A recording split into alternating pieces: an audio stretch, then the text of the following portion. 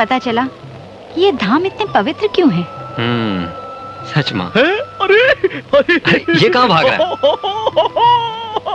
अरे छोटे बाबू ये नाव और देखो ये नजारा। अरे कैसन बह रही है अलकनंदा की धारा।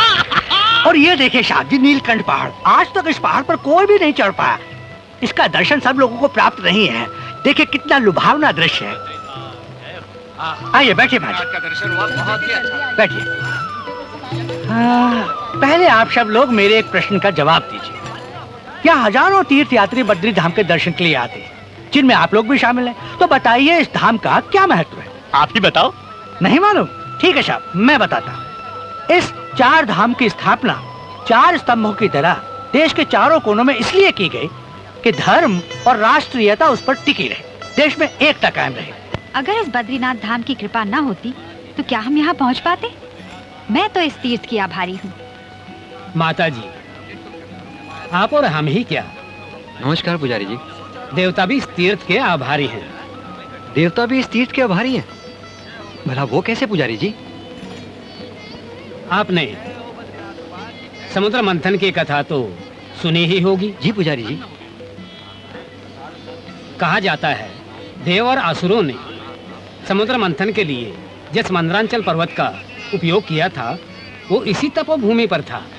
मतलब इस बद्रीनाथ धाम में? जी हाँ, इसी बद्रीनाथ धाम में। अच्छा, अब मैं चलता हूँ। अरे पुजारी जी, आपने तो बताया ही नहीं कि देवता इस धाम के कैसे आभारी हैं। देवता इस धाम के कैसे आभारी थे? अच्छा तो बैठिए। एक बार राक्षसों ने देवताओं को युद्ध में हराकर उनके स्वर्गलोक का सारा खजाना एवं रत्नों को लूट लिया, लेकिन वे रत्न समुद्र में गिर गए। उन्हीं रत्नों को निकालने के लिए सागर मंथन किया गया, पर अमृत कलश के कारण एक समस्या आ खड़ी हुई।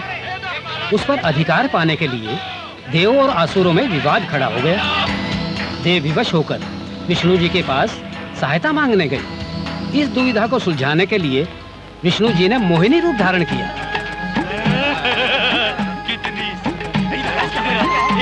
एक कलश में मदिरा और दूसरे में अमृत भरकर मोहिनी ने बड़ी चतुराई से देवों को अमृत पिला दिया और असुरों को मदिरा।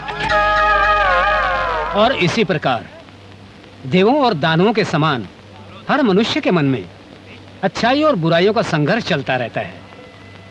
इन धामों की यात्रा से हमारे भीतर की अच्छाइयों को बल मिलता है और हम बुराइयों पर विजय प्राप्त करते हैं। यहाँ आकर इस ज्ञान की प्राप्ति भी तो इसी बद्रीनाथ धाम की देन है ना माँ जी? बिल्कुल ठीक मुन्नू। अब तो आप बद्रीनाथ धाम के बारे में जान गए होंगे।